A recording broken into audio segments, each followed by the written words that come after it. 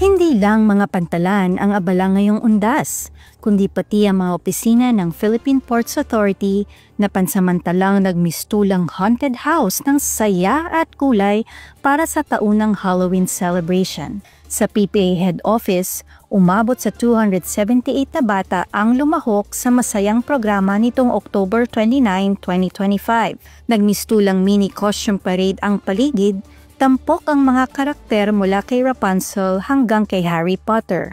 Isa sa mga pinakahinintay ng mga bata ang Best in Costume Contest kung saan tig-10 lalaki at babae ang tinanghal na panalo. Hindi rin nagpahuli ang mga empleyado ng PPA. Nagpasiklaban sila sa Best Decorated Department Contest para sa malikhaing Halloween setups. Sa pagtatapos ng programa, sabay-sabay na naglibot ang mga bata at magulang para sa trick or treat. Bawat departamento ay may kanya-kanyang gimmick. May mga nagbihis ng nakakatakot, nagbigay ng candies at laruan at higit sa lahat, ngiti at saya sa bawat batang dumaan. Sa iba't ibang bahagi naman ng bansa, kanya-kanya ring Halloween celebration ang mga Port Management Office ng PPA. Sa PMO Batangas, katuwang ang Asian Terminals Inc., nagdaos ng Halloween party noong October 30. Tampok dito ang costume contest at pamimigay ng candies sa mga batang anak ng mga empleyado at tenants. Sa PMO Agusan, ginanap ang Ahoy for the Treats, celebration sa Port of Nasipit. Bukod sa mga laro at treats, binigyang pagkakataon din ang mga anak ng empleyado na makita mismo ang pinagtatrabahuhan ng kanilang mga magulang. Sa PMO Davao, hindi lang mga bata ang nasiyahan.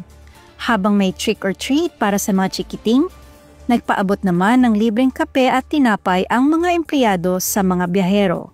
Masaya ring ipinagdiriwang ng PMO Eastern Leyte Samar ang Halloween sa pamamagitan ng Share a Treat activity. Namahagi sila ng candy sa mga pasahero habang tampok naman ang mga malikhaing dekorasyon at nakaaaliw na costumes ng mga empleyado. Sa PMO Negros Oriental Siquijor sa temang No Tricks, Just Treats, namigay sila ng Halloween goodies at nagkaroon ng free photo booth sa Port of Dumaguete na perfect souvenir para sa mga pasahero.